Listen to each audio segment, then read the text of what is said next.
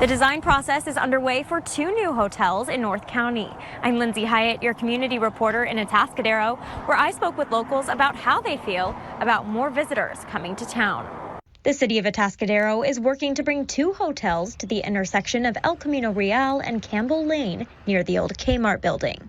Together, the Fairfield Inn and the Residence Inn will add another nearly 200 rooms in the city. This just helps meet some of the demand that we aren't filling right now with a lot of our visitors that are coming to town. The city's director of economic and community development says Atascadero's prime location between Paso Robles and San Luis Obispo is likely to attract tourists in need of a place to stay. We're so close to all things wine country. We're so close to San Luis Obispo, but this is a beautiful place to be if you want to get away from some of that over hustle and bustle and those packed crowds on, Parents' Weekend for Cal Poly. So it's a great option and it's a beautiful place to stroll around. I asked residents how they feel about increased tourism in Atascadero. Tom Stevens has lived here 6 years, but witnessed the impacts of tourism in his home state of Hawaii. Having grown up in Hawaii, I'm very familiar with tourism and what can happen when it grows too fast, too big.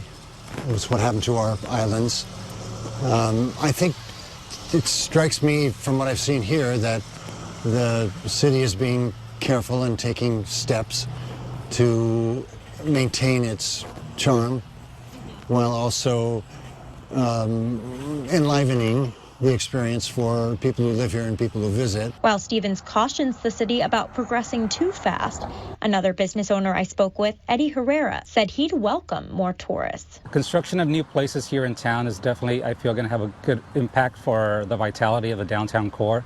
He hopes the increase in visitors will translate into more customers through the front door. The retail industry has been a little slow, especially with all of the rains that we've been getting, but we're hopeful that things will pick up as the summer months come and a new influx in pedestrian traffic.